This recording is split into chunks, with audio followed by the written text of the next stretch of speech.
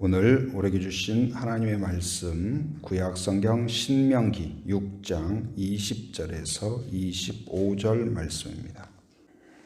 오늘 말씀은 이제 모세가 다음 세대들에게 그 다음 세대들, 그러니까 지금 약속의 땅에 들어가는 사람들도 사실은 이제 출애굽할 때 태어나지 않았거나 아주 어렸거나 그래서 20세 미만, 광야에 있을 때 20세 미만이었던 사람들이죠.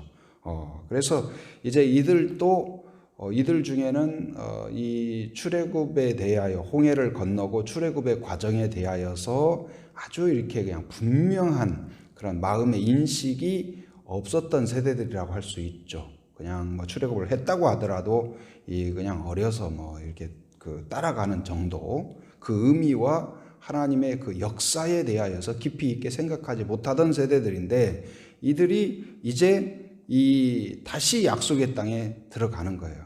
그런데 그들이 약속의 땅에 들어갔을 때 어떻게 그 다음 세대들에게 믿음을 전수하고 또한 이 하나님과 교제하는, 그리고 하나님의 뜻에 따르는 백성이 되게 할 것인가, 곧 자녀 교육에 대하여서, 신앙 전수에 대하여서 모세가 강력하게, 아주 강건하고 아주 세세하게 지침을 주고 있는 내용이 오늘 본문이라고 할 수 있습니다. 오늘 본문을 통하여서 몇 가지 살펴보면, 첫째는 질문을 통하여서 가르치라. 질문을 통하여서 가르치라. 20절 말씀 우리 같이 한번 읽어보도록 하겠습니다. 후일에 이 내 아들이 내게 묻기를 우리 하나님 여호와께서 명령하신 증거와 규례와 법도가 무슨 뜻이냐 하거든. 이 질문이라는 것, 그러니까 교육에 있어서 이 질문이라는 것은 매우 중요하죠. 누가 질문을 잘할까요? 공부를 열심히 하는 애가 질문을 잘할까요? 공부를 안 하는 애가 질문이 많을까요? 물어보나 마나죠. 공부를 열심히 하고 배우려는 의지가 있는 아이들은, 학생들은 어떻습니까? 질문이 많죠. 신앙도 그래요. 신앙도 의심의 질문도 있지만 어떤 확신을 위하여서 확인하고 또 확인하고, 그리고 더 확고한 믿음으로 나아가는 그런 질문이 있어요. 근데 이제 우리가 어린 아이들도 말을 배우려고 할 때 어떻습니까? 수없는 그런 질문이 있죠. 어떤 것을 깨우쳐 갈 때, 엄마 하늘은 뭐예요? 그 다음에 하늘이 왜 파래요? 병아리는 왜 저렇게 걸어요? 왜 노란색이에요? 그걸 어떻게 보면은 어린아이들의 질문을 참 설명하기가, 어린아이들에게 맞게 설명하기가 쉽지 않은 경우가 있어요. 그러다 보니까 어떤 경우는 부모들이 어떻게 해요? 뭐 다른 일 하다가 그냥 그날 또 와가지고 쫑알쫑알 하니까 뭐라 그래요? 그거 나중에 크면 다 알게 돼. 너 지금 몰라도 돼. 하고 그냥 딱 그 질문을 그냥 받아주지 않는 경우가 있어요. 귀찮게 하지 말고, 어른들 말하는데 귀찮게 하지 말고 저쪽 가서 놀아.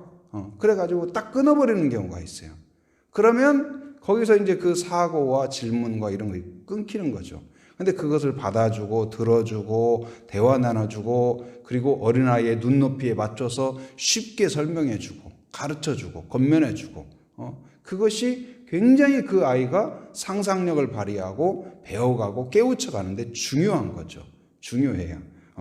그래서 오늘 또 지금 그 모세의 그 이야기가 거기 20절에 보면, 20절에서 후일에는 언제일까요? 약속의 땅에 들어갔을 때, 그곳에 하나님의 은혜 가운데, 기적 가운데 너희들이 요단강을 건너서 하나님의 신실함 가운데 약속의 땅에 들어갔을 때, 그곳에 거주할 때, 어쩌면 너희들이 그토록 소원하던 그 목적, 약속의 땅에 들어가는 그 기대를 이루었을 때, 완성하였을 때, 이제는 다 됐다고 생각하는 그때에 어떻게 하냐? 너희들의 아들들이 너에게 묻기를, 그 자녀들이 묻는 거예요. 그러니까 하나님에 대하여서 이제는 뭐 홍해도 옛날 이야기가 되었고, 광야도 옛날 이야기가 되었고, 만나도 옛날 이야기가 되었고, 그리고 그 아이들 또 그 후손들이 홍해에 대하여서 잘 모를 때에, 옛날에, 그러니까 이야기를 할 때 옛날에 그런 일이 있었단다, 그렇게 이야기하는 그때가 되었을 때, 그 아이들이 묻기를, 질문하기를, 궁금해하기를, 우리 하나님 여호와께서 명령하신 증거와 규례와 법도가 무슨 뜻입니까? 이렇게 물을 때에 너희들이 답변을 하라. 답변을 하라. 곧 아이들이 배우려는 마음을 가질 때, 듣고자 할 때, 그때에 그 기회를 놓치지 말고 그 자녀들에게 꾸준하게, 진지하게, 전심을 다해서 가르쳐라. 왜냐하면 이것이 복받는 길이고 이것이 신앙이 전수되는 길이다. 사실은 그 모세 오경 같은 경우, 모세 오경을 누가 쓴 걸로 지금 우리가 여기고 있어요? 모세가 썼죠. 기록을 했어요. 근데 왜 썼을까? 모세가 그냥 기록 남기고 싶어서 썼을까요? 왜 그랬을까요? 근데 근본적인 원인 중에 하나는 뭐냐면 이 사람들이 출애굽이 어떤 의미가 있고 하나님이 어떤 분이고, 그러니까 이제 광야에서 나오면서 이 사람들이 이제 어린 아이들이 질문을 하겠죠. 모세한테. 모세 할아버지, 우리가 지금 어디로 가는 거예요? 그러니까 하나님이 우리를 위하여 약속하신 땅으로 지금 가고 있는 거란다. 하나님은 어떤 분이세요? 하니까 또 하나님은 천지를 창조하시고 하나님은 여자여자해서 이런 분이다. 우리를 사랑하는 분이다. 근데 하나님이 우리를 사랑하는데 왜 우리가 그러면은 애굽에서 노예로 있었어요? 그것은 또 이렇고 저렇고 이렇게 이야기를 이제 하는 거예요. 그래서 모세가 생각할 때에도 이것을 좀 정리해서 아이들에게 교육하고 다음 세대에게 신앙이 이루어지도록, 만약에 우리에게 성경이 없다고 해봐요. 성경이 없다고 해봐요. 얼마나 난감해요. 신앙이 얼마나 난감하겠어요. 근데 성경이 있음으로써 지침이 되고 딱 방향이 되는 거예요. 그래서 말씀이 우리의 길이 되고 빛이 되고 그렇잖아요. 근데 사실은 이 성경은 물음에 대한 답변이에요. 그러니까 이 신앙의 의문에 대한 확실한 길이에요.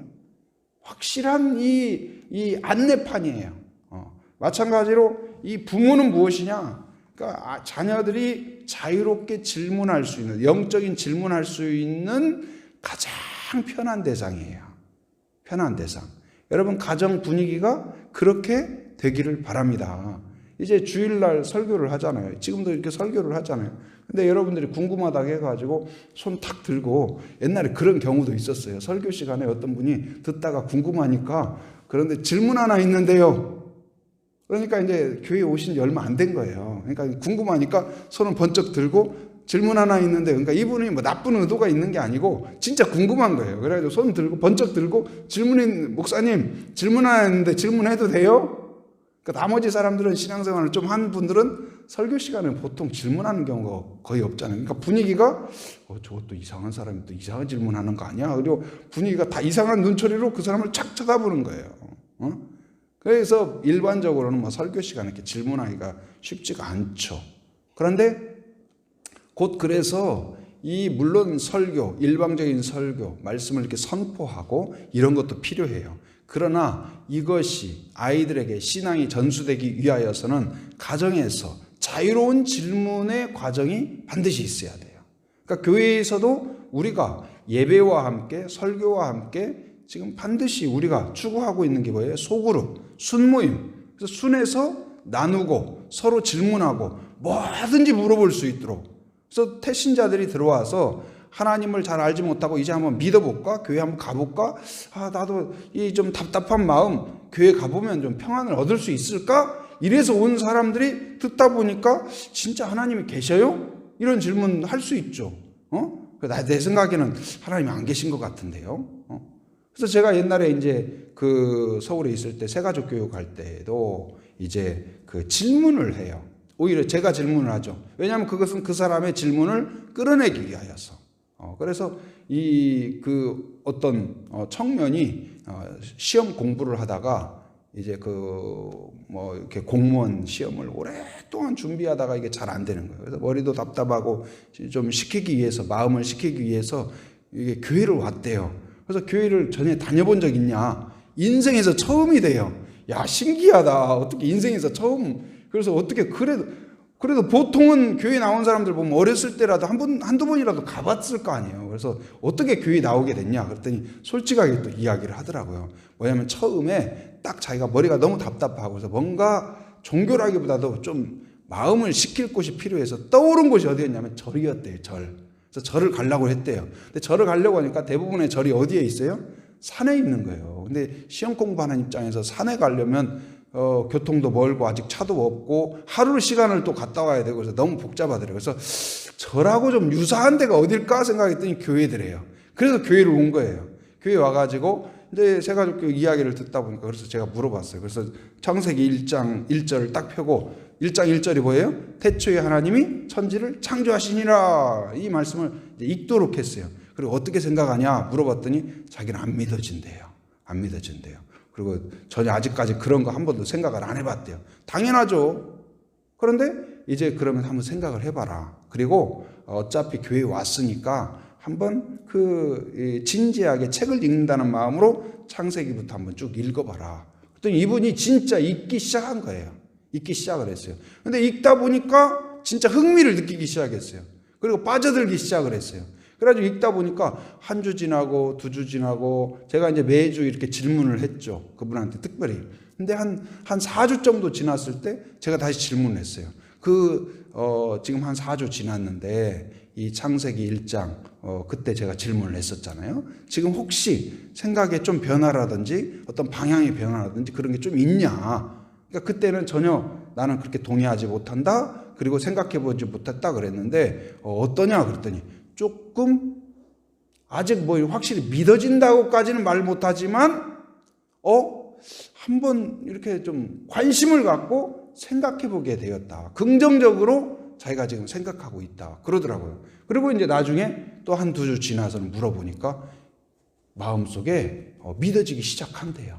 할렐루야. 그래서 우리가 성경을 읽고 따라가면 그리고 그 하나님을 알 수 있도록 질문을 해주는 거예요. 질문을 해주고 그가 질문할 때 답변을 해주고 이것이 신앙 전수에 매우 중요하고 아주 효과적인 그러한 전략이에요. 근데 예수님이 특별히 이 질문과 답변을 잘 하셨어요. 그러니까 이 복음서에도 보면은 예수님께서 질문하고 답변하고 질문하고 그래서 어떤 사람이 의심의 질문 그리고 예수님을 공격하기 위하여 바리새인들이 질문했을 때에도 그 질문으로 진리를 선포해요. 그리고 그 질문을 활용해 가지고 우문현답 어리석은 질문을 했는데 아주 진리의 말씀을 분명하게 선포해요. 요한복음 3장에 보면 아주 길게 질문과 답변의 내용이 나오는데 누구냐면 니고데모라는 사람이 와서 이 영생에 대해서 궁금해해요. 그러자 이 니고데모는 이제 바리새인이고 유대인 지도자고 영생에 대해서 매우 예수님이 이걸 답변하실 수 있을까 해가지고 조용히 와서 질문을 합니다. 그런데 이 예수님이 이제 사람이 거듭나지 아니하면 하나님 나라를 볼 수 없다 이렇게 이야기를 하자 니고데모가 뭐라고 이야기하냐면 유대인 지도자예요. 바리새인이에요. 하나님을 아는 사람이에요. 그런데 뭐라고 질문하냐면 사람이 늙으면 어떻게 다시 날 수 있습니까? 어머니 뱃속에 다시 들어가야 됩니까? 이렇게 질문을 해요. 그런데 예수님이 이 어리석은 놈아 그렇게 하는 것이 아니고 또 세세하게 잘 설명을 해 주셔요. 사람이 물과 성령으로 나지 아니하면 하나님 나라에 들어갈 수 없느니라. 그래서 그것을 답변하고 그래서 결국은 이 사람이 예수님의 제자가 되고 그리고 예수님의 십자가에 달려서 돌아가신 이후에 그 아리마대 사람 요셉이 예수님의 시신을 수습하죠. 그런데 와서 그때 협력하고 도왔던 사람이 누구냐? 이 니고데모예요. 그래서 이것은 무엇을 말할까요? 사람들이 다 두려워하고 숨어 있을 때 나와서 도왔다는 건 뭐예요? 확고한 믿음을 가졌다는 거예요. 여러분 가정에서도 주일이 끝나면 특별히 주일날에는 그래도 일주일에 한 번이라도 이 부모와 자녀가 같이 둘러앉아서 그날 들었던 말씀 그것을 나누고 질문하고 그리고 그가 다시 그 영적인 궁금증을 가질 수 있도록 그리고 그것이 해소될 수 있도록 갖는 그런 시간이 반드시 있기를 바랍니다. 그러면 거기에서 성령의 역사가 있어요. 내가 좀 미숙하게 답변해도 성령이 가르쳐주고 인도하시고 그래야 영적인 신앙 전수가 이루어질 줄 믿습니다. 우리가 어마어마한 유산을 강남에 빌딩 하나씩 자녀들에게 물려줄 수는 없지만 더 큰 것을 물려줄 수는 있어요. 무엇일까요? 바로 믿음을 전수시켜 줄 수 있어요. 건물은 땅은 땅 문서로 줄 수 있을지 몰라도 신앙은 문서로 안 돼요. 신앙은 문서로 안 돼요. 바로 이 끊임없는 기도와 축복과 함께 그리고 질문에 대하여 진지하게 답변하고 질문을 받아주고 바로 가정 안에서 교회도 마찬가지예요. 건강한 교회가 소그룹이 매우 중요합니다. 순모임이 매우 중요해요. 가르치고 격려하고 응원하고 뭐든지 물어보고 뭐든지 답변하고 그래야 해서 그것이 하나의 영적인 그러한 이 가족으로서 그리고 영적인 용광로로서 우리의 불순물, 불신앙들이 제거되고 그 과정에서 바로 금이 단련되는 것처럼 우리의 신앙이 아주 명쾌해져요. 분명해져요. 의심이 사라져요. 하늘이 보이기 시작해요. 빛이 딱 들어오기 시작해요. 여러분 그런 은혜가 여러분 가정에 있기를 바랍니다. 그래서 또한 이제 이렇게 질문과 답변을 가르치는 것 가운데에서 21절 한번 읽어봅니다. 21절. 자, 시작. 너는 내 아들에게 이르기를 우리가 옛적에 애굽의 바로의 종이 되었더니 여호와께서 권능의 손으로 우리를 애굽에서 인도하여 내셨으니. 예. 그러니까 확실하게 이 질문에 대하여서 확실하게 답변하고 확실하게 가르쳐라. 그래서 부모가 해야 할 태도는 뭘까요? 확신의 태도예요. 그러기 위해서는 어떻게 해요? 부모가 바로 하나님이 나를 인도했다. 그러니까 하나님이 그들이 이 10가지 재앙 가운데 구원을 받았죠. 홍해를 건넜죠. 만나를 먹었죠. 바위에서 샘물이 터지는 것을 경험했고 마셨죠. 그리고 40년 동안 광야에 살았지만 얼어 죽지 않았고 맹수에 물려 죽지 않았고 옷이 없어서 죽지 않았어요. 살았어요. 근데 그것을 경험했다 할지라도 그것이 하나님이 나를 지키셨고 하나님이 구원하셨고 주어가 하나님이 되는 확신이 없으면 자녀에게 믿음의 전수가 이루어지지 않아요. 이 세상에 하나님의 은혜 가운데 살지 않은 사람이 누가 있어요? 그런데 이것이 하나님의 은혜구나. 하나님이 나를 사랑하는구나. 하루를 지내면서도 할 수만 있다면 가족들이 우리가 1010 기도에서 우리가 서로 나누고 격려하고 축복하듯이 못하면 일주일에 한 번이라도 아니면 가장 좋은 것은 매일매일 저녁에 둘러앉아서 나누고 오늘 어땠는지 하나님이 나와 함께 하신 것이 무엇인지 그걸 확신하는 것들을 나눌 때 거기에서 나눌 때 나의 믿음을 나누고 나의 간증을 나누고 그리고 오늘 기도 제목을 나누고 그건 뭐예요? 하나님이 행하셨습니다. 이루고 계십니다. 이루실 것입니다. 이것을 확실하게 나누라. 그러면 거기에서 바로 듣는 자들이 바로 믿음을 갖게 되고 그리고 신앙 전수가 이루어질 것이다. 그리고 이 가르침에 있어서 주제는 뭐가 돼야 될까요? 23절 같이 읽어봅니다. 자, 시작. 우리 조상들에게 맹세하신 땅을 우리에게 주어 들어가게 하시려고 우리를 거기서 인도하여 내시고. 곧 이제 이 모든 대화의 질문과 답변의 주어와 주제는 누구세요? 하나님이세요. 하나님을 가르치고 선하신 하나님을 선포하고 나누고 그러면 그렇게 규례를 지키고 그리고 순종하면 이제 24절부터는 뭘 설명하냐? 24절 한번 읽어봅니다. 자, 시작. 여호와께서 우리에게 이 모든 규례를 지키라 명령하셨으니 이는 우리가 우리 하나님 여호와를 경외하여 항상 복을 누리게 하기 위하심이며 또 여호와께서 우리를 오늘과 같이 살게 하려 하심이라. 예. 그래서 이 규례를 지키고 순종하고 자녀들이 믿음을 전수받고 확신을 갖게 되면 24절에는 그걸로 인한 복과 은혜를 나누고 있어요. 바로 하나님을 경외하는 자가 돼요. 지혜의 근본은 뭐예요? 하나님을 경외하는 거예요. 지혜로운 자가 돼요. 하나님을 아는 것이 최고의 지혜예요.